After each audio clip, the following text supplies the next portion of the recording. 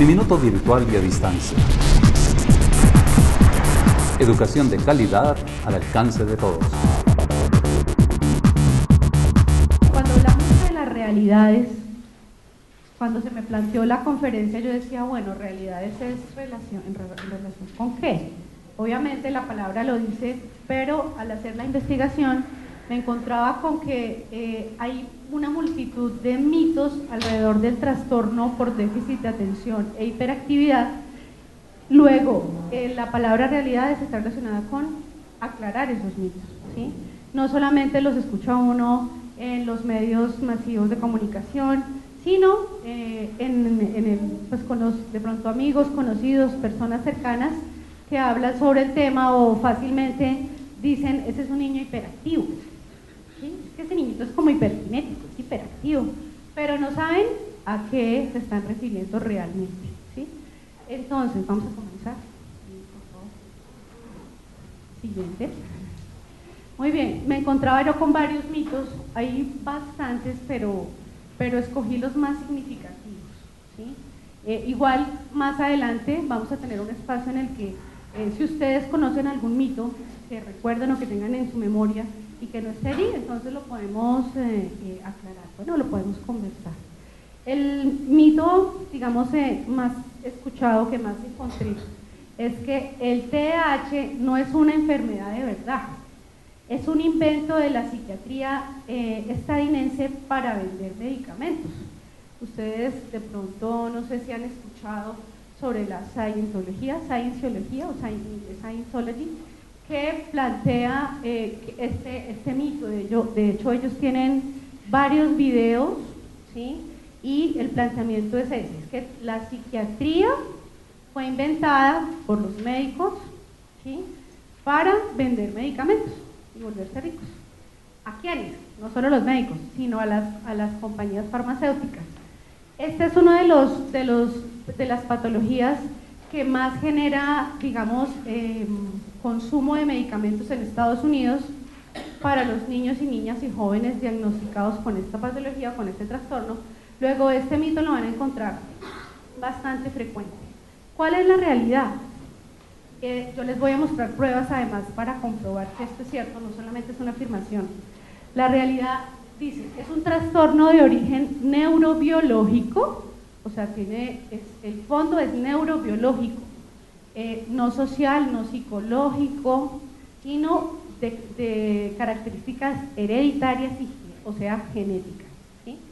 Neurobiológico que se caracteriza por un desarrollo inapropiado del nivel de atención. Son esos tres aspectos para que ustedes los tengan bien presentes: atención, actividad aumentada o hiperactividad, impulsividad o dificultad en el control de impulsos, que produce un deterioro clínicamente significativo en dos o más áreas de la vida del niño, niña o joven, ¿sí? Y que además están presentes con mayor gravedad e intensidad de lo que suele verse en personas de la misma edad. O sea, definitivamente son niños, niñas y jóvenes que sobresalen, no especialmente por su buen trabajo y su buen desempeño, ¿sí?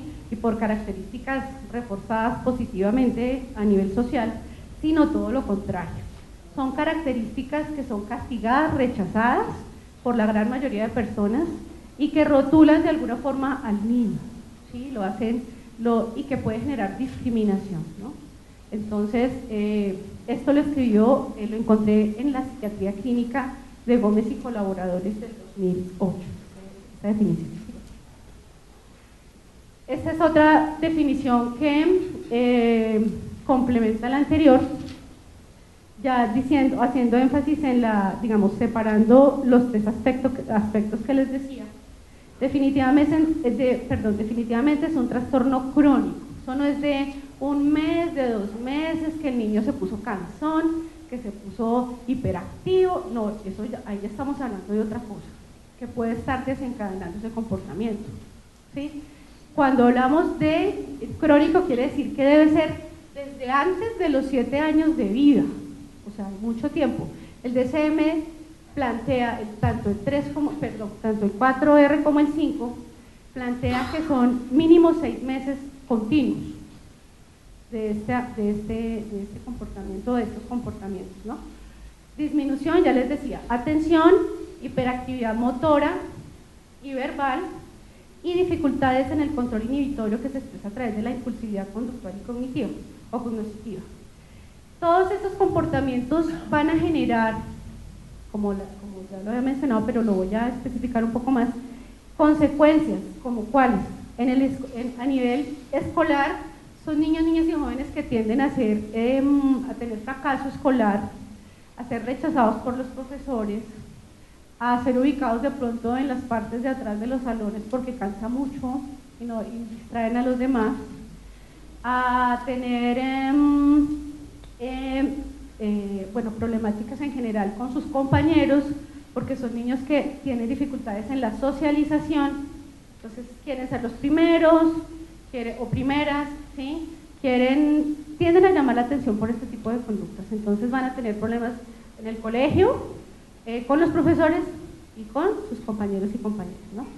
Entonces probablemente es en ese ámbito donde va a resultar, digamos, donde se va a explotar o digamos va a hacerse evidente el trastorno, porque uno pues en la casa cuando con un hijo o una hija así, pues trata de, bueno, ese es otro aspecto, trata de manejar las cosas, al principio cuando el niño va creciendo le tiene paciencia, trata de llamarle la atención, de disciplinarlo, pero poco a poco, que eso está relacionado con la parte familiar, pues va a tener también un deterioro, ¿sí?, de la relación y sobre todo el vínculo materno o paterno filial, en la medida en que son niños que como tienen una patología de tipo neurobiológico y no está relacionada con el manejo por parte de su entorno en gran medida, entonces lo que suele pasar es que son niños incontrolables y su madre y su padre llegan a un punto en el que ya tiran la toalla.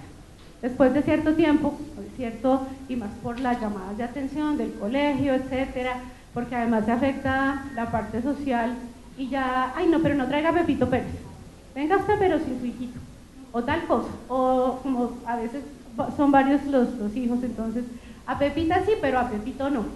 Comienza a haber un montón de, digamos, de rechazo hacia ese niño o niña y lo que puede, obviamente, lo que les decía, causar ese deterioro en el vínculo y además, inclusive, se relaciona con, digamos, dificultades tan fuertes a nivel de pareja que se han encontrado estadísticas de separación entre las parejas, porque llegan a un punto en el que ya el estrés es crónico y es tan alto que se rompe por algún lado.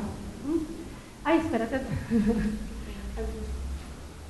Otro aspecto muy importante es que la autoestima del niño, niña o joven se va a ver muy afectada en la medida en que como tienen dificultades para concentrarse y poner atención, pues obviamente el desempeño no es el esperado y eso va a comenzar a repercutir en sus pensamientos y en lo que piensan de sí mismos, más que todo, por lo que le dicen los demás. Otro mito. Más adelante les voy a mostrar las pruebas, ¿no? Aquí vamos a revisar primero mito, realidad, y enseguida entramos ya a mostrar la realidad. No existe, es un invento de los maestros, educadores y profesionales de la salud para etiquetar niños difíciles. ¿Cuál es la realidad?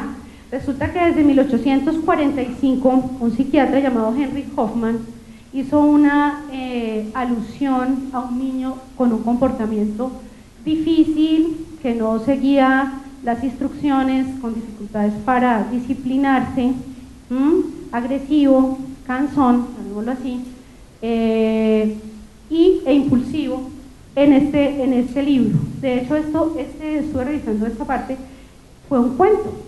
Él era psiquiatra, médico psiquiatra en Frankfurt, pero le llamó tanta la atención este grupo de niños que decidió hacer un cuento sobre el tema y le llamó así, El inquieto de Peter.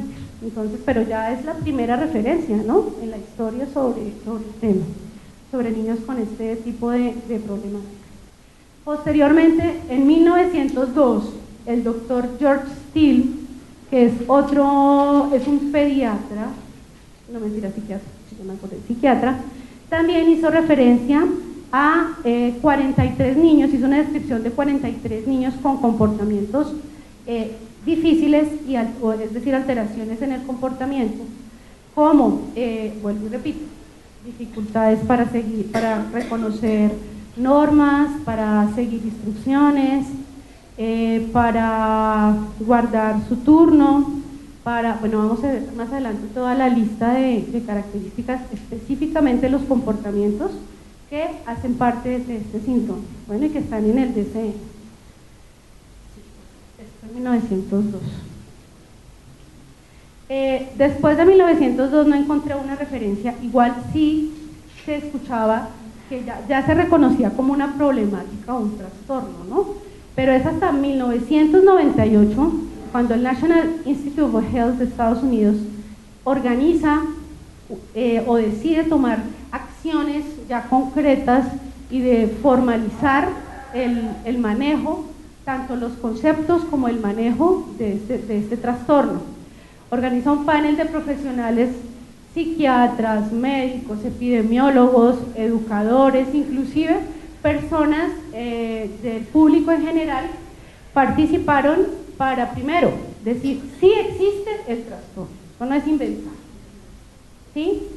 Vamos a mirar criterios para el diagnóstico, así como el tratamiento, además de el hecho de que se desconoce bastante sobre el tema, ¿no? Esto está en el consenso de diagnóstico y tratamiento de la atención de déficit de atención y hiperactividad. Listo. También, que ahorita lo mencioné, en 1998 hay un científico llamado, también otro psiquiatra, dedicado al estudio del TDAH, que se llama Swanson, y él no lo incluí acá porque es importante tener presente que él lo que hizo fue comenzar a buscar fundamentos neurobiológicos, ¿sí? Entonces ahorita lo menciono. Más adelante, en el 2003, la OMS, de nuevo, en un foro sobre el cuidado de los niños, niñas y adolescentes con trastornos mentales, plantea, es un trastorno real pero poco conocido y que tiene importantes repercusiones económicas en el cuidado de la salud infantil, sobre todo ¿por qué? Por los medicamentos que se les formulan, porque son niños que al tener fracaso escolar eso tiene unas consecuencias económicas, ¿sí? Si las familias se separan, etcétera, igual, o sea, todo tiene consecuencias, ¿no? El otro mito, el TDAH no existe porque no existen pruebas médicas específicas que lo demuestren. ¿Cuál es la realidad? Que cuando se diagnostica, ¿sí? Se acude a la sintomatología o lo que se observa en el comportamiento. Es igual subjetivo en la medida en que no puede acudirse a un examen físico estilo resonancia magnética, laboratorios clínicos, ¿sí? Pruebas, llamémoslo así, que los médicos y los científicos reconocen como objetivas para comprobar que ese niño tiene ese trastorno. Igual que otras enfermedades y condiciones psicológicas, no existen exámenes físicos. Ahora, no significa que existan pruebas que demuestren lo contrario. O sea, no existen pruebas que digamos objetivas, lo que yo les decía, que digan sí, este niño tiene este trastorno porque puntuó alto en tal cosa o está en el intervalo tal, sí, pero tampoco existen pruebas que digan no, eso no existe porque, mira, acá se demuestra que no. Sigue, por favor. Vamos entonces ahora, ya recogiendo la información de esas tres realidades, de esos mitos, entonces comenzamos a hablar sobre la etiología. ¿Cuáles son las causas del TDAH? Como les decía, es neurobiológico. Específicamente, el doctor Swanson, que yo les decía, en el 98, y él después continuó investigando, encontró que hay alteraciones tanto en los genes que codifican el receptor de la dopamina, como los genes que transportan o que codifican, perdón, el transporte de la dopamina, ¿sí? ¿Cuáles? El DRD4, DRD5, DAT1 y DAT5, ¿sí? Además se encontró que como está alterado el sistema de recaptación de dopamina, ¿sí? Y también de la norepinefrina o noradrenalina, hay alteraciones en el lóbulo, en el córtex prefrontal del cerebro de estos niños. Allí es donde podemos ubicar la atención, las respuestas emocionales y ciertas respuestas relacionadas con eso, obviamente, y comportamiento y juicio, ¿no? En cuanto a funciones ejecutivas, de control, de análisis, de pensamiento. Sí. ¿Qué más se encontró? Esto también en otros estudios, que el coeficiente de heredabilidad es de 0,76, lo que quiere decir que el 76% de la causa del TDAH es genética, así tal cual está la afirmación. Está relacionado también con que el riesgo calculado para un niño de sufrir el trastorno, si uno de los dos padres lo padeciera, es del 57%, que pues es altita, ¿sí? Parece como una cara y sello. Si alguien tiene el trastorno, si el papá o la mamá, hay el 57% de probabilidades, ¿no? Que lo desarrolle el niño o niña. En estudios de gemelos idénticos señalan una concordancia del 50 al 80%, frente a un 29-33% en gemelos no idénticos. Y que eso es importantísimo. Cuando ustedes recuerdan esos estudios que se han hecho de los gemelos que los separan, ¿cierto? Cada uno crece en un entorno diferente, pero como esto es genético, o tiene una causa genética, se desarrolla estando en ambientes diferentes. Igual, sí es cierto que la parte social sí puede, sobre todo la familia, puede atenuar en algo el desarrollo, o más bien mejorar en cuanto al mejoramiento del manejo, puede disminuir las consecuencias negativas del trastorno, pero sí hay solución, mejor dicho, es lo que quiero decir, más adelante. Sí, por favor. Bueno, viene otro mito que encontré. El cerebro de las personas con TDAH está sobreactivado y requiere de medicación para calmarse. ¿Cuál es la realidad? Todo lo contrario. El cerebro de las personas con TDAH tiene más bien poca actividad en ciertas áreas que controlan las funciones ejecutivas, las que mencioné, que nos sirven para estar tranquilos, poner atención, es decir, que frenan la impulsividad. La medicación y las terapias sirven más bien para activar estas áreas que están desactivadas. O sea, es de descontrol. El hecho de tener hipoactividad en esas áreas, lo que origina no es que el niño esté más lento, esté más dormido, lo contrario. Lo que origina es que el niño sea hiperactivo, impulsivo y tenga problemas de atención. Sí. Acá vamos a ver estudios de neuroimagen de niños y niñas, de un niño, de dos niños, un sujeto control y un niño o niña al que se le diagnosticó TDAH. Como ustedes ven en inglés, ADHD es TDAH, ¿no?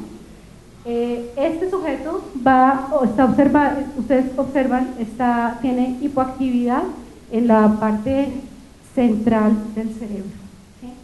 En comparación con uno normal. Los estudios de neuroimagen también plantean, bueno, lo que les comento, que es un déficit en la estructura y en la función de las sustancias químicas, ya lo hemos mencionado, en particular de zonas de la atención y el autocontrol.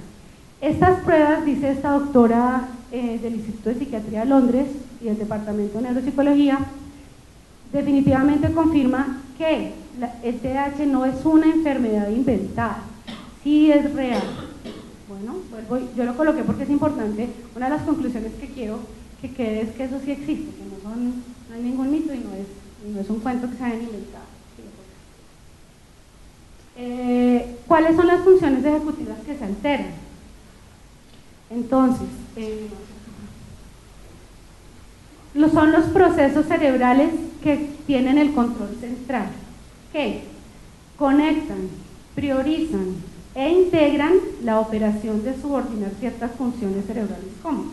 Estas son algunas de ellas, ¿no? No son todas. Está cuando el niño tiene que organizarse, enfocar o centrarse en el problema, mantener la atención, cambiar de enfoque si ve que este problema o esta situación no funciona, cambiar y ver otra alternativa, estar alerta, mantener la atención y el esfuerzo o mantenerse en una actividad, tanto cognitivo como motor, gestionar emociones de una forma regulada, ¿sí?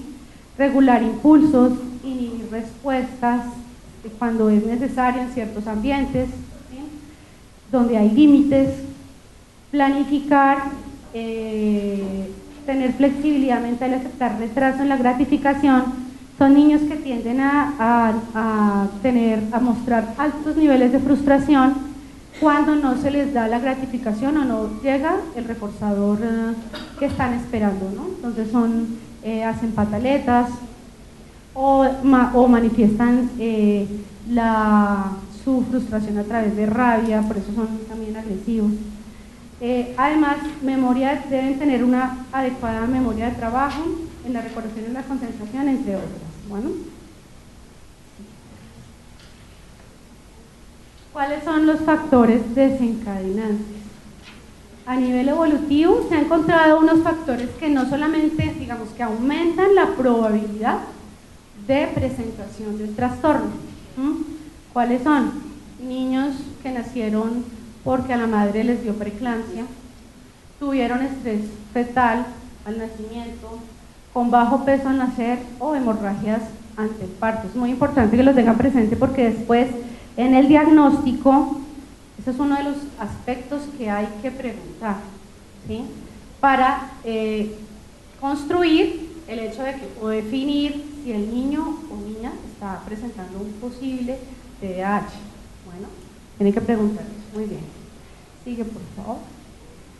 A nivel psicosocial y familiar, entonces, bajos recursos económicos, también pues en los casos en que la madre es cabeza de familia y tiene que dejar a sus hijos al cuidado de terceros, de pronto con hijos mayores o con personas que en vez de enseñarles, digamos, límites y darles una adecuada educación, pues lo que hacen es de pronto castigarlos o enseñar otras cosas, ¿no? Entonces la vida familiar caótica sí puede exacerbar, puede empeorar el trastorno. Si no vamos a entender, las manifestaciones clínicas se pueden incrementar. Bueno. Hay estudios donde se encontró que las madres que estuvieron expuestas al plomo, ¿sí? Es decir, cuando estaban embarazaditas y el bebé recibió esto, tanto fumadoras, también pueden aumentar la probabilidad, pueden desencadenar más bien, que se presente o se desarrolle el trastorno. Neuroquímicos ya lo hemos mencionado, el sistema dopaminérgico serotoninérgico. Se ha comprobado también que la serotonina tiene una relación, aunque está más relacionado con el sistema dopaminérgico y de la norepinefrina, ¿no?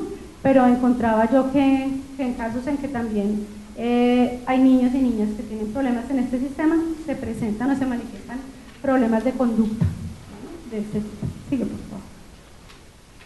Neurofisiológicos, entonces, patrones anormales con incrementos en las bandas θ y alfa, ¿no? Así como actividad disminuida de la banda beta en regiones media y anterior. Por medio de la neuroimagen que habíamos mostrado anteriormente, también se encontraban patrones de inmadurez en el córtex prefrontal, bueno, esto ya lo voy a mencionar, pero en general lo que se encuentra es que hay alteración con los estudios de neuroimagen en el funcionamiento del cerebro. ¿Sí? Ya vamos a entrar en lo que se denomina o en la clasificación del TDAH. A través de los estudios que yo les comentaba, del panel de profesionales, etcétera, se ha encontrado, se definió a través del DSM y del CIE-10 que hay 3 tipos de trastornos. El más conocido es el déficit de atención con hiperactividad, pero con predominio del déficit de atención. Aquí es donde se encuentra la mayoría de niñas, ¿sí? Las niñas tienden a presentar más este subtipo que el tipo de predominio con hiperactividad e impulsividad. Ya les decía, el DCM y el CIE plantea esto, más de 6 meses, ¿no?, para poder establecer que sea crónico. Al lado ya encontramos el déficit de atención con hiperactividad, pero con predominio hiperactivo impulsivo. La mayoría, más del 80% de niños, pues de infantes, digamos, diagnosticados con esto, ya les decía, son niños. Y acá, niñas. Igual no quiere decir que no haya niñas, ¿no? O sea, es cuestión de porcentaje. Y el combinado, que es donde presentan los dos, tanto con dificultades en la atención, en el mantener la atención y concentrarse, como comportamientos alterados o hiperactividad e impulsividad, ¿no? Pues que este tiene también más complicación. Esto es bien importante. Se ha encontrado que 2/3 partes de los niños tienen un problema asociado. O sea, no es solamente el trastorno, sino otra problemática, como el más alto encontraba yo, que se da más en niños, es el trastorno negativista desafiante. O sea, son trastornos de conducta asociados, tanto de problemas de atención, de hiperactividad, etcétera, como comportamientos así, que caracterizan el trastorno negativista desafiante. Es bastante alto. En segundo lugar, los trastornos afectivos, en donde se incluye el bipolar y la depresión, se encuentra en un 20 a un 60%. Es un trastorno que si tú lees en el DCM, lo encuentras así. Negativista desafiante es el rótulo. Es otro trastorno de conducta. Son todos trastornos de conducta. El TDAH y el trastorno negativista desafiante es un trastorno que caracteriza a niños que tienden a ir en contra de la norma. Son típicos, por ejemplo, instituciones, también obviamente a nivel familiar, pero son niños que se van en contra como de todo lo que son normas, reglas, son agresivos, son niños que tienden inclusive a verse involucrados en problemas de hurto, en general como delincuentes chiquitos, ¿sí? El trastorno negativista desafiante comienza, sí tiene esas características. Ahora, el que ya es otro trastorno de conducta es el antisocial, o disocial, depende de la edad. Es que esos son todos caracteres de la clasificación del DCM. Depende de la edad, también presenta ciertas características, ¿no?, o indicadores o manifestaciones clínicas. Entonces, lo que quiero decir es, entre el 50 y el 75% de niños y niñas que tienen TDAH también tienen negativista desafiante. Ya vamos 2. Y los síntomas se entremezclan, que eso es lo más complicado para diagnosticar, para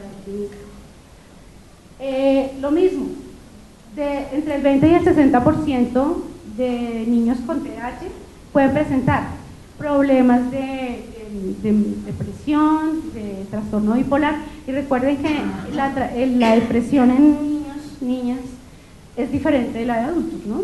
Entonces los niños no es que se sienten a llorar y que presenten estado de ánimo triste como los adultos, sino se vuelven agresivos, callados, se aíslan, pero tienen manifestaciones depresivas. Esas son manifestaciones de depresión. Bueno, el disocial, ya les decía, es el otro trastorno que te mencionaba, entre el 20 y el 50. También trastorno de ansiedad, entre el 25 y el 34. El síndrome de la Tourette, que también está en el DCM-4 y es otra patología pediátrica. Este que es bien importante, pero pues encontré que hasta el 40, pero la verdad, en ese síndrome no, pues no, yo diría que es un poquito más baja, pero bueno. Encontré más en mi práctica que el abuso de sustancias es importante, ¿sí?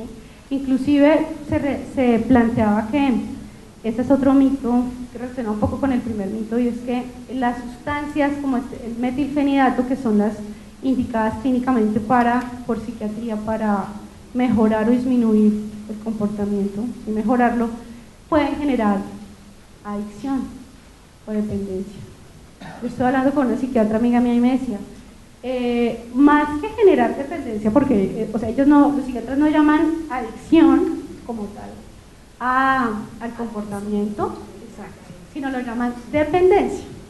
La dependencia, entonces, son similares.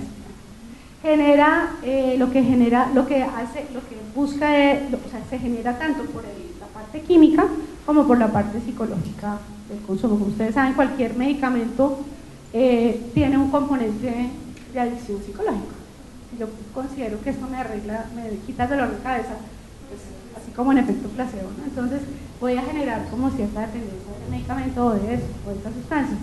Entonces, lo que encontraba yo es que, lo que me decía la psiquiatra es que hay jóvenes que consumen Ritalina, es decir, el metilfenidato y otros medicamentos similares, que no tienen el trastorno, a los cuales no se les ha diagnosticado, sino lo hacen porque eso representa un viaje para ellos, es un consumo, sí, que estimula de alguna forma, como es un estimulante, entonces les hace sentir bien, pues tiene efectos, digamos, cuando el cerebro es normal, tiene efectos de tipo cocaína, etc. De hecho, se encontraba o plantean que el metilfenidato genera más adicción que la misma cocaína. Entonces, eso es un dilema ético ahí importante.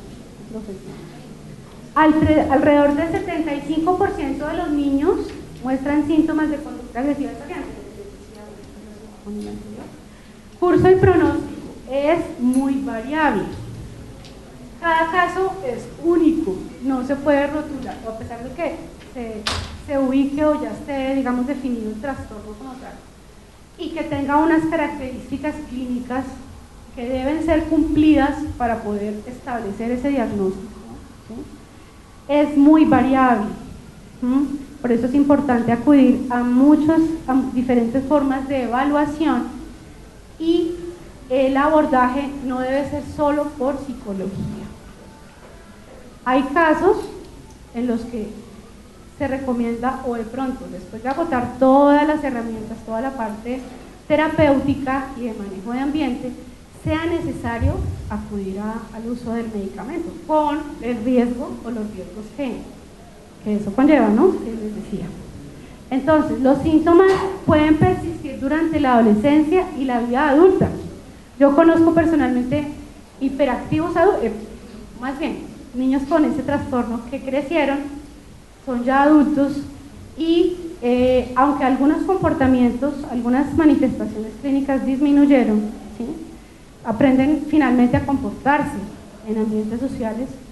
Igual son personas que tienen que estar todo el tiempo activas, entonces es la que uno identifica como que tiene que madrugar a las 5, que después se va a la universidad, que después no sé qué, y además está en no sé qué actividad deportiva, y entonces además de todo se va después a tomar una cerveza. Entonces puede estar en 1000 vainas, en 1000 cosas, y no se cansa. Eso no es, pues es muy positivo en la vida en que uno, o sea, bien manejado, puede ser muy provechoso, ¿sí? Pero normalmente a uno no le pasa eso. Generalmente uno tiene un ritmo, todos, la mayoría, el promedio, tenemos cierto ritmo.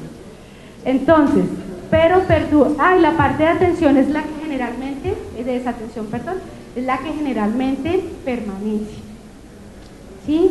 Hay que mirar, pero de los casos que yo conozco de adultos que presentaron este trastorno, es muy típico el hecho de que se les pierden las llaves, que comienzan a delegar esas responsabilidades en otros, porque ellos mismos, pues, sus características neurobiológicas no les permiten, no desarrollaron esa habilidad. Entonces comienzan a apoyarse en la novia, en el novio, en el no sé qué, llévame esto, hazme esto, porque ellos mismos no lo pueden hacer, ¿sí? Y el problema de control de impulsos sí puede perdurar. Entonces son personas que les gustan los deportes de alto riesgo, que pueden inclusive tener un nivel o más alto de riesgo en cuanto a embarazos no deseados, porque están emocionados en el momento y no razonan, no piensan, no se detienen, y lo que les importa es el impulso, ¿sí? Entonces tienden a tener mayor probabilidad de esa problemática, ¿no? Con otras patologías como el juego patológico, como todo lo relacionado con las patologías relacionadas con el control de impulso, ¿no? Pueden tener ahí, estar en esas problemáticas. La hiperactividad suele ser el primer síntoma en remitir, en desaparecer, y la distracción el último, lo que les decía. Cuando estas son estadísticas de niños que de pronto no han sido tratados y que responden bien, solitos. Y es que después de los 12 años, ya progresivamente o en la adolescencia va disminuyendo, pero lo que les decía, hay cosas que perduran, ¿no? No es frecuente antes de los 12 años, o sea, un niño para que cambie ese comportamiento, o que cambie, perdón, ese trastorno, tiene que estar en terapia, no hay otra forma. Lo normal es que se remita entre los 12 y los 20, en un 15 a un 20% de los casos, los síntomas persisten en la vida adulta. Los que persisten en la adolescencia tienen un riesgo de desarrollar un trastorno de conducta, como les decía, en cuanto a problemáticas de ese periodo, de ese ciclo vital, ¿no? De la adolescencia. En la adolescencia lo que se observa es un aumento en el consumo de sustancias, y más por toda la parte ambiental, y en nuestra sociedad, en Colombia, se tiende a fomentar el consumo de alcohol y de otras sustancias, ¿no? Entonces, niños con un trastorno de pronto no diagnosticado, ¿sí? Porque hay muchos a los que no se les diagnostica, ¿sí? ¿Qué pasa? Que son niños que tienen, o jóvenes que tienden a sobresalir por el consumo, o a tener ese tipo, o cuando, digamos, tienen comportamientos disociales, ¿sí? Caen en hurto, en todo ese tipo de delitos. Probablemente eran personas que tenían el trastorno, a las cuales no se le dio el manejo adecuado y se empeoró en este sentido. Vamos a hablar de prevalencia. La TDAH es el trastorno psicológico psiquiátrico más común en la infancia y en la adolescencia. Es la causa más frecuente de derivación a un centro de salud mental. Esto es en Estados Unidos, ¿no? Diferentes estudios señalan una mayor incidencia, es decir, en nuevos casos, del TDAH en niños con una relación de 4 a 1. 4 niños que tienen el trastorno por cada niño, ¿sí? Los hiperactivos son ellos, no nosotros. En población general, y de 9 a 1 en población clínica. Entonces, los que han sido remitidos son digamos, algún servicio de salud. 9 a 1 tienen ese trastorno. La Organización Mundial de la Salud plantea que las siguientes estadísticas: el 5% a nivel mundial de TDAH. En Estados Unidos hay estudios que plantean del 2 al 18, Colombia y España entre el 14 y el 18, más alto, en México entre el 3 y el 5. A mí me llamó la atención ese porcentaje, por lo que me puse a investigar sobre estudios en Colombia, y encontré uno muy interesante llevado a cabo en Medellín, en donde el doctor Cornejo y colaboradores, neurólogo, encontró que era parecido, encontró incluso más alto, 20.4%, pero lo encontró diferente en relación al compararlo con niños chinos, con adolescentes en otros estudios, con holandeses de 6 a 8 años, etc. Él llegó a la siguiente conclusión: las prevalencias, los índices de prevalencia son muy diferentes, o son diferentes, no se encuentra generalmente el mismo, sino son diferentes en todos los estudios que se han realizado. Él dice, esto es un problema teórico y metodológico, porque lo que ha sucedido es que, como no hay ciertos rasgos que planteen, o ciertos manejos metodológicos similares, ¿qué va a pasar? Pues que los estudios van a ser limitados a la hora de compararse. ¿Y por qué? Porque en cada estudio manejan cosas diferentes, como el grupo etario, es decir, de edad, diferentes criterios diagnósticos, a veces utilizan el CIES, o cada país, hay países que tienen sus propios criterios, entonces manejan esos y no los del DSM. Utilizan a veces pruebas de inteligencia como variable de control. Bueno, en general encontró que una de las problemáticas que influye en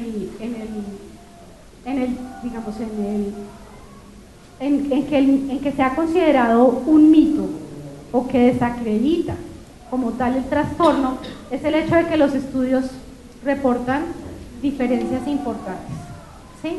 Entonces eso le quita seriedad al asunto. Como ustedes saben, para considerar algo científico y, digamos, verídico, tiene que repetirse de alguna forma, o sea, tiene que existir en varios estudios, en diferentes ambientes, bueno, con variables control, etcétera, pero tiene que existir cierta coherencia, ¿no? Hay también influye, o sea, digamos, la cultura. Claro, en cada cultura. Cada cultura pues se ve diferente, un niño hiperactivo en una cultura puede ser bueno y en nosotros puede ser, entre comillas, pero no, algo que imagínate que el trastorno es considerado, es rechazado. Ya depende del entorno. Si por ejemplo, lo que yo encontré es que si los padres o el colegio tienen, digamos, una formación, porque hay colegios que tienen formación para el tratamiento de estos niños, entonces no lo van a ver como negativo, sino antes lo que va a buscar es potencializar al niño, que eso es lo ideal, es sacarle toda esa energía y enseñarle muchas cosas, generar hábitos, generar disciplina, generar muchas cosas positivas. Sí se puede, digamos, depende del entorno.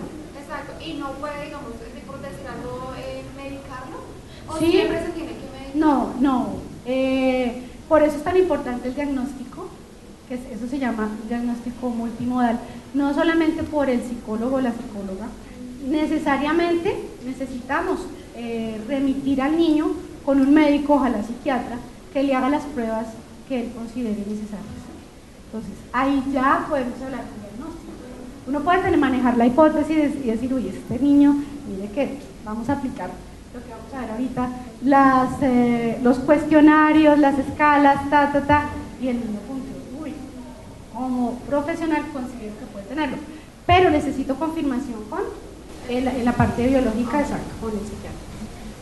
Yamile, discúlpame, Sí. ¿hay algún estudio en el que se ligue la hiperactividad con la masturbación infantil? No encontré, se puede buscar, no encontré. Ahora, lo que sí, si estamos hablando de hiperactividad motora y problemas en el control de impulsos, claro, ahí cabe ese comportamiento, Es que conocí un caso ahí cabe el comportamiento. en el que estaba muy ligado a la masturbación infantil, entonces no sé si sea un índice más generalizado o era de este niño de repente. No, se puede, de pronto es la manifestación, lo que yo te decía, cada caso es Es diferente. diferente. Entonces pueden tener, lo que sí se observa es que son hiperactivos en tales conductas, ¿cierto? Pero sí pueden tener, claro. Ahora, recordemos que la masturbación puede estar impulsada cuando es así excesiva, puede tener un fondo de ansiedad. Entonces la cuestión es que, y estos niños además también presentan trastorno de ansiedad. Sí puede ser, sí puede ser. Quería hacerte una pregunta. Pues, ¿Tiene algo que ver con la hipomanía? No, la hipomanía hace parte de de un problema más emocional, ¿cierto? Y de las características, digamos, del trastorno mental, en donde está el trastorno bipolar. De pronto sí, o sea, el maníaco o el hipomaníaco puede tener comportamientos aumentados, pero en la hipomanía lo que se observa es que es por un momento y vuelve y baja, ¿cierto? Si es el caso del trastorno bipolar, que se presenta ya la depresión o la disminución, no, estos niños parece que no se les gastara la energía, ¿sí? Es diferente en eso, la hipomanía es en el momento de la crisis y vuelve y baja, ¿cierto? Exacto, en cambio ellos todo el tiempo, para que duerman mejor dicho. Pero vamos a ver un video muy lindo que encontré de un caso, es japonés, es un cómic de 8 o 10 minutos. Dale, toca que le hagas dos y ya, solito. Mira, este es el niño, ¿no? Este es el caso. volumen, pues no importa, el fondo es una canción y está la voz, pero sí, pero igual le damos. Listo. Aumentale el volumen entonces.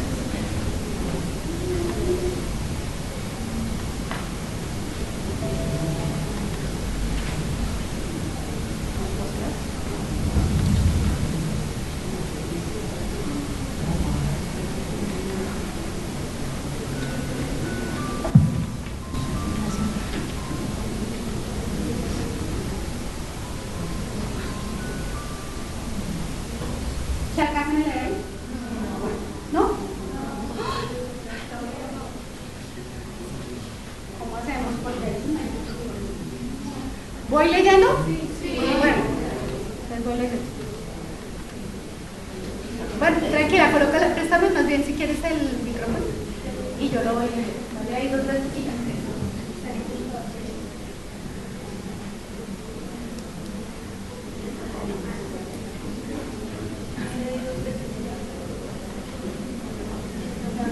Dale escape otra vez y vuelve a girar. Dale ahí si quieres y bueno. Eso, ya vamos usando y ahora aumenta lo allá.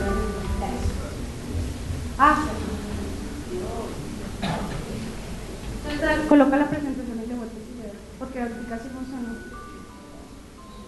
Ay, pero ahí no veo. Ahí está en inglés, les habla en inglés. No, toca es.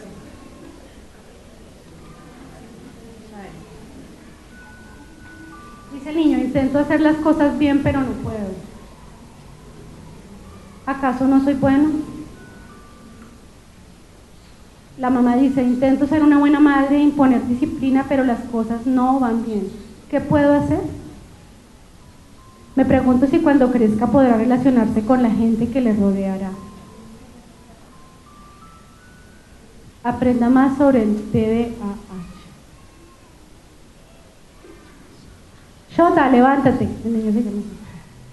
Levántate, te lo tengo que repetir todos los días. Ya te he oído. Vamos, levántate. Shota, date prisa. ¿Estás listo para ir al colegio? Mira. A ver, hoy toca matemáticas, lengua, música. ¿Necesito la flauta hoy?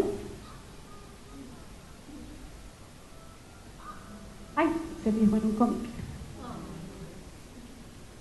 ¡Shota! ¿Qué? ¿Por qué estás leyendo un cómic? Vas a llegar tarde. Tu hermano ya se ha ido, date prisa. Estaba a punto de irme ya.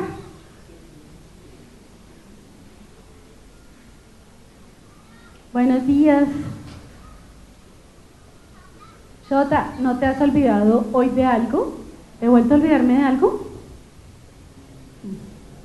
No nos dejan traer cómics al colegio. Mi madre me preparó la mochila. Ya estás culpando de nuevo a tu madre. Bien, empecemos con el ejercicio. ¿Preparados? ¿Listos? Ya. La respuesta a la primera pregunta, la segunda pregunta 84, la tercera pregunta... Shota, silencio. Oh. Se mueven los pies, mira, es normal el movimiento de los pies. ¿Me lo puedes prestar un segundo? Solo si me lo devuelves, siempre estás pidiendo cosas. Prestad atención al número que os lleváis. Mira cómo le pasa, se le vuelve, mire cómo se le distorsiona. Parece una carita. Y hace la carita. Shota, ¿qué estás dibujando? Mire, ahora estamos en clase de matemáticas. Ops. ¿Por qué siempre pasa lo mismo? ¿Por qué es tan distinto a otros niños?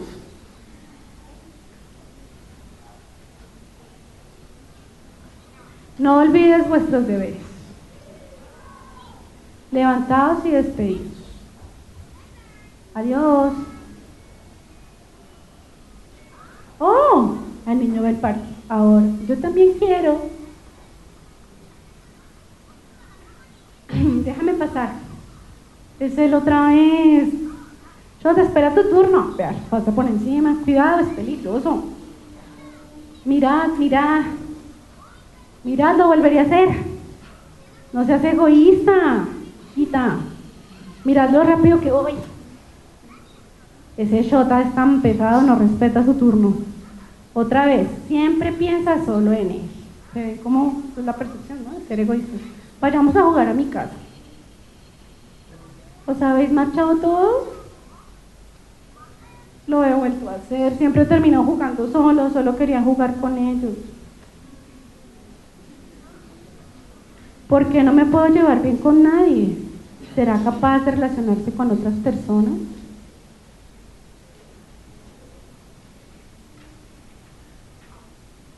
Ya estoy en casa. Shota, ¿tienes deberes hoy? ¿Me dejas ver tu agenda? Claro. O no la encuentro.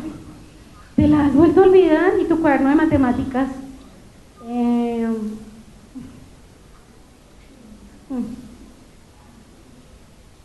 ¿No es esta el borrador de Yumi? ¿Por qué está en tu mochila? No sé cómo ha llegado hasta ahí. Ah, sí, he olvidado devolverla. Deberías poner más atención, te volverás a meter en problemas, asegúrate de devolverla mañana. Mamá, ya he terminado ese es el hermano, todos los deberes. Ya está la cena, tengo hambre. Sí, perdona, cariño, estará lista en 1 minuto. Shota, vamos a empezar sin ti, date prisa, parece no escuchar cuando se le habla. Es otro comportamiento. Parece no escuchar. ¿Por qué estás siempre viendo la tele? Ay, son niños que les encanta. ¿Por qué estáis sentados sin mí? Porque siempre estás viendo la tele. ¿Por qué no le castigas alguna vez? El papá responsabilizando a la mamá. Shota, me estoy comiendo la hamburguesa sin ti. ¿Por qué estás viendo la tele? Ponte inmediatamente a cenar. ¿Por qué me apagas la tele? Porque es siempre lo mismo una y otra vez. Ay. ¿Por qué me regañan a mí siempre? He criado a los dos de la misma forma. ¿Por qué son tan distintos? ¿Qué debería hacer? Dice la mamá.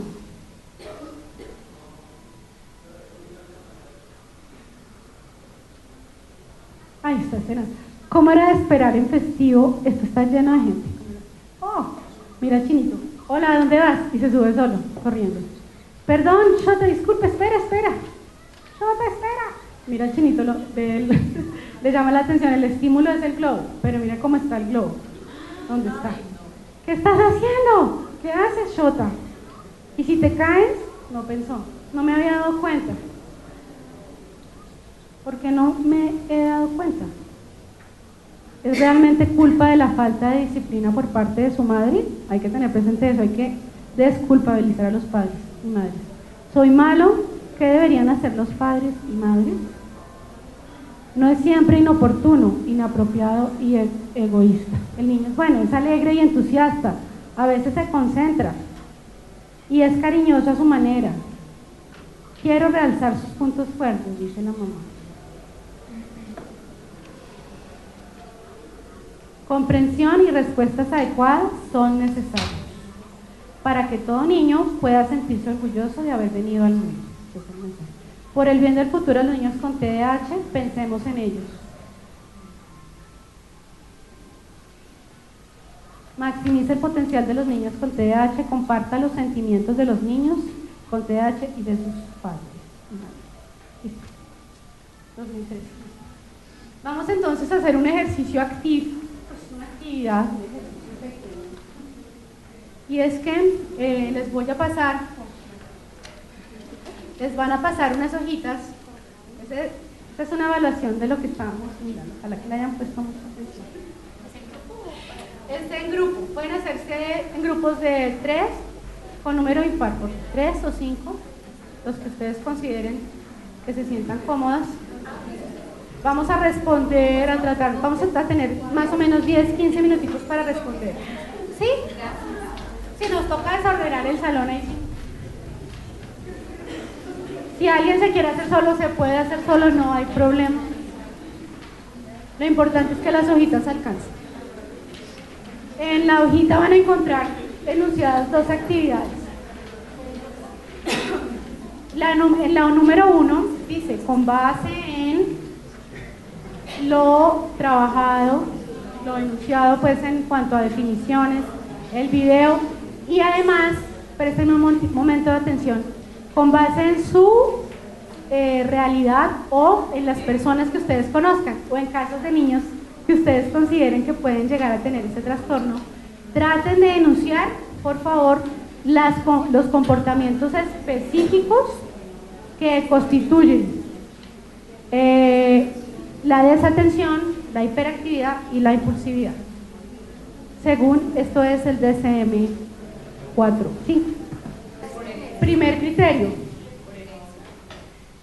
Como ustedes recuerdan, no sé si recuerdan, bueno, en el DSM generalmente los criterios es por letras en mayúscula, A, B, C, pero al interior de las letras hay otros, digamos, temas, están enunciados numéricamente. Entonces, A1 o 2, 6 o más de los siguientes síntomas de desatención, o sea, para establecer el diagnóstico de tener más de 6, ¿no? Que hayan persistido por lo menos durante 6 meses con una intensidad desadaptativa e incoherente en relación con el nivel de desarrollo. Vamos a mirarlos entonces.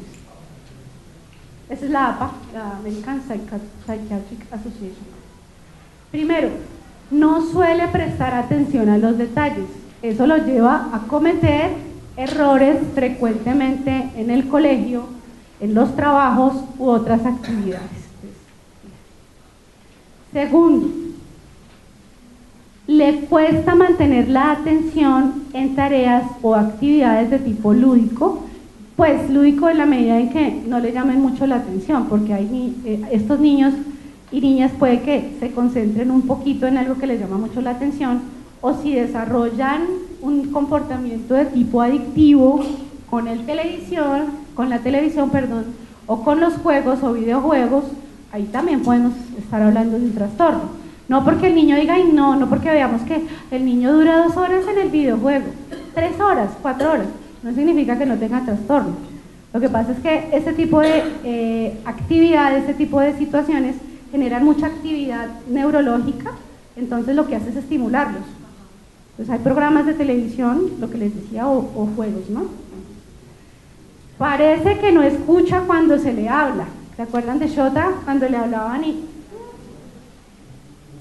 no suele finalizar las tareas o encargos que empieza y no suele seguir las instrucciones que se le mandan o ordenan?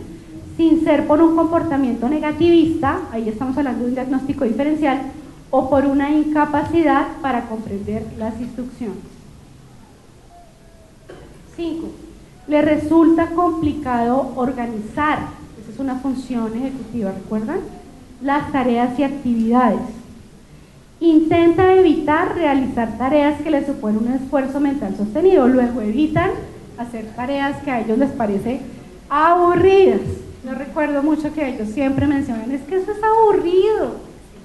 ¿Sí? ¿Por qué? Porque ¿por qué? Porque no les cuesta mucho trabajo mantener la atención, luego no les gusta.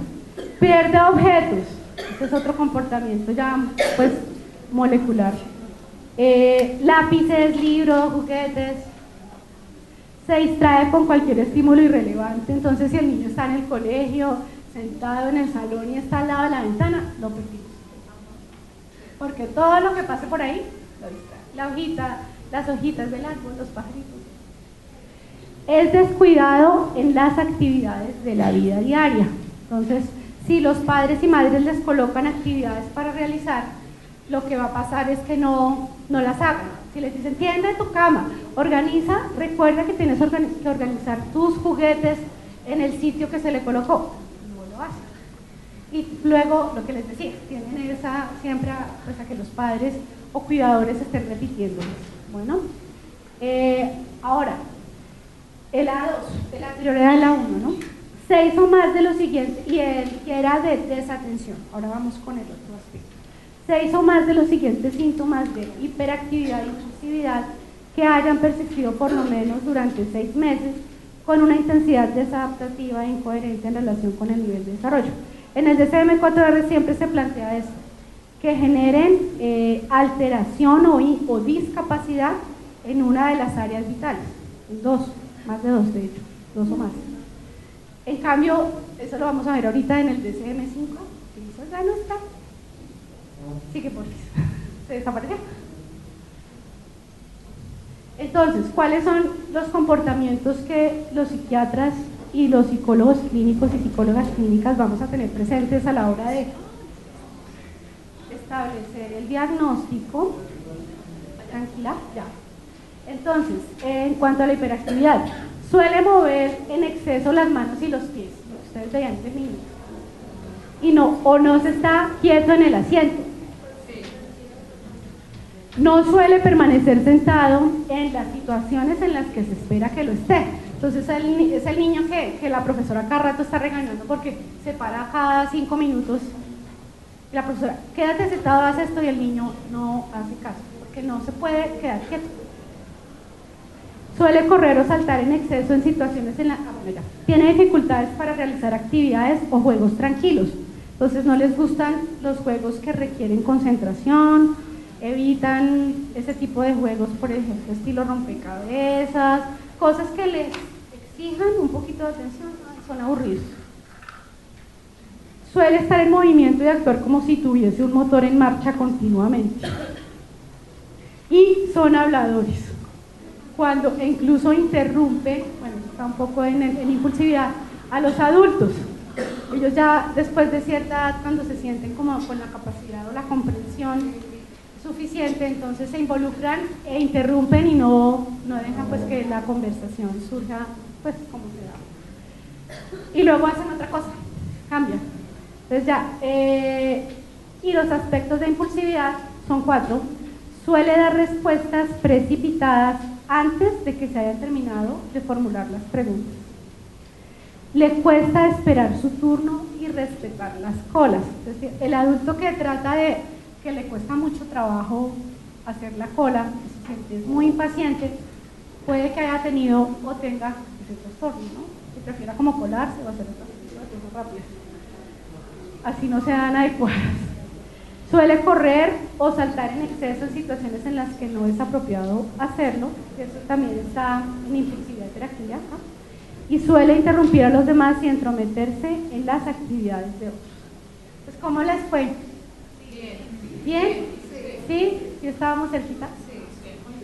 Listo. Bueno, vamos a hablar entonces ahora del diagnóstico. Vuelvo y les comento, pues hago que es clínico porque no existe una prueba hasta ahora, porque más adelante puede que exista. Los especialistas pueden obtener información del paciente a través de preguntas abiertas, específicas, entrevistas semiestructuradas, cuestionarios y escalas. Las más conocidas, ¿cuáles son? Todas estas, ADHD, eso es en inglés, de Dufault, Conners, Magallanes, Snap. La que yo personalmente manejé o conozco es la de Conners, que yo la tengo ahí y también la dejé. Si la necesitan, le puedo mandar una copia al día y la pueden tener.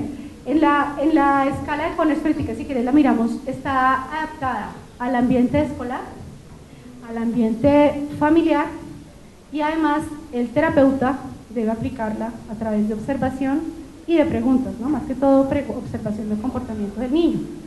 En consulta, el niño cómo se comporta. Es un niño que no se está quieto en la silla, que desde que entra, se queda 2 minutos y comienza a observar, y entonces comienza a coger las cosas del consultorio, o sea, su comportamiento lo va a manifestar, ¿sí? Especialmente en el comportamiento motor de hiperactividad e impulsividad. La parte de esa atención la puede uno evaluar a través de otras formas, ¿no? A través de preguntas, o las mismas escalas tienen también ítems que le permiten a uno hacer ese tipo de evaluación. Posteriormente, bueno, estas son escalas de psicopatología que eso lo maneja más el psiquiatra, y las entrevistas semiestructuradas, si uno quiere de pronto entrar, de pronto, pues igual, ampliar la información o verificar, o si no quedó muy en claro, entonces la pueden adaptar. Sí. Entonces, dice el diagnóstico en niños, niñas y adolescentes debe hacerse mediante, ya decía, entrevista clínica, lo que le decía.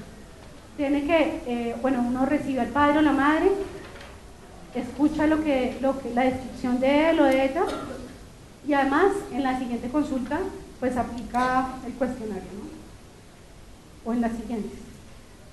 Con la madre o el padre envía la escala o el cuestionario al colegio, y quien tiene que responderlo específicamente es el docente o la docente que está directamente con el niño. En la entrevista se pregunta, se hace revisión de antecedentes familiares, por lo que yo les decía, del porcentaje de si uno de los dos padres presentó o tuvo ese tipo de comportamiento, de alteración. Esto sí lo hace directamente el psiquiatra, exploración física y psicopatológica del paciente. Entonces ya les decía, nosotros podemos suponer, más no diagnosticar, sin tener presente una evaluación de psiquiatría. ¿Sí? El psiquiatra podría hacer el diagnóstico. La cuestión es que ellos no manejan y ellas no manejan otras herramientas que son supremamente importantes para el diagnóstico diferencial. Es que como hay comportamientos en otros trastornos que son similares, entonces nosotros sí manejamos, por ejemplo, cuestionarios de inteligencia en el que podemos aplicar y definir si el niño de pronto lo que tiene es un trastorno mental. Entonces, por eso el trabajo es interdisciplinario, es de los dos, ¿no? Y obviamente el profesor, la pedagoga o el profesor que esté allí tiene una información supremamente valiosa, porque además de complementar lo que se recoja, va a ser la persona que va a tener que enfrentar todo el tiempo al niño en el aula de clase. Luego, ojalá fuera posible que la gran mayoría de docentes tuvieran, específicamente de primaria y también pues de bachillerato, pero más que todo de primaria, que tuvieran un muy buen conocimiento sobre esta problemática y supieran asimismo cómo manejarla, ¿no? En el caso de un docente o de una docente, lo que tendría es, si sospecha, si observa que este niño tiene este comportamiento, tiene que hablar con la familia y remitirlo inmediatamente, hacer sugerencia de remisión a psiquiatría o a psicología, inmediatamente. Sí, porque se sospecha, el pedagogo o la pedagoga también puede aplicar el cuestionario y mirar indicadores clínicos. No se necesita ser psicólogo o psiquiatra para ver si el niño se queda quieto o no se queda quieto. Eso es obvio, no lo puede mirar. Pero el diagnóstico, lo que yo les decía, sí lo debe realizar, más que todo el psiquiatra, después de descartar otros diagnósticos posibles que los psicólogos y psicólogas sí manejamos. Bueno, lo que yo les decía, es importante descartar otras problemáticas que tienen síntomas similares, como el retraso mental, un trastorno de aprendizaje, trastorno generalizado del desarrollo, ahí toca leer el DSM, trastornos de comportamiento, trastornos de ansiedad, trastorno del estado de ánimo. Cada uno de estos yo estuve leyendo, bueno, etcétera, abuso de sustancias, bueno, trastornos médicos, de enfermedad, porque puede que hayan patologías que le estén influyendo, físicas, de origen biológico, que estén influyendo en el comportamiento del niño, ¿no? No, como decía una amiga mía, complicado hacer terapia a un tumor. O sea, es posible que el origen sea biológico y manden al niño al terapeuta, la mamá trate de hacer las cosas, la profesora, y el niño no evolucionó. Pues hombre, es porque el problema es definitivamente de un origen biológico, y quien tiene que manejar eso es el psiquiatra o el neurólogo, que así se amerita, ¿no? Entonces, si para no alargar, digamos, mucho la conferencia, yo no entré a revisar cada uno de estos, esto es más clínico, pero si miramos en el DSM, eso se puede mirar por internet si ustedes quieren también. El DSM-4R está disponible, no hay que tener el libro. El DSM-5 sí hay que comprarlo, pero el DSM-4R tiene todo esto y podemos entrar a comparar, ¿no? Si tenemos la escala, por ejemplo, de Conners y estamos mirando al niño, estamos haciendo un chequeo, y vemos que el retraso mental tiene otras características diferentes, o que al contrario, el niño tiene más conductas o más indicadores clínicos de retraso mental o de un trastorno de aprendizaje, pues claro, y vamos a ver que no, ahí se puede descartar el TDAH y por supuesto el manejo que se le da. Este es el DSM-5, que ha tenido muchísimas críticas, y desde mayo, junio está ya disponible para comprarlo, encontré esta crítica en relación con el TDAH, y es que en el DSM-5 ya se eleva la edad de 7 a 12, o sea, ya supuestamente las personas que vamos a establecer diagnóstico tenemos que tener presente que después, o sea, no hacia los 7 años presente esos problemas de conducta, sino hacia los 12. Pero por eso es que se le está criticando, ¿no? Porque un niño con ese trastorno generalmente se manifiesta desde antes. De hecho, hay manifestaciones, en el resumen al final van a encontrar que hay manifestaciones en primera infancia, cuando son pequeñitos, ¿sí? En edad preescolar y ya en escolar. Entonces esa es la crítica. Entonces, ¿cuántos se van a sacar? O sea, ¿cuántos diagnósticos se van a establecer mal? Porque la edad se subió a 12. Complicado. Se puede diagnosticar solo en la presencia de síntomas, no requiriendo discapacidad, o sea, como si teniendo toda esa alteración de conductas no afectaran el entorno o las esferas vitales pues, del niño, el colegio. O sea, generalmente genera una discapacidad, pero entonces en el DSM-5 ya no. Y plantea la reducción a la mitad del número de síntomas para adultos. Entonces, la crítica es que reduce significativamente la especificidad del diagnóstico de TDAH, especialmente en adolescentes y adultos, lo que puede producir falsos positivos.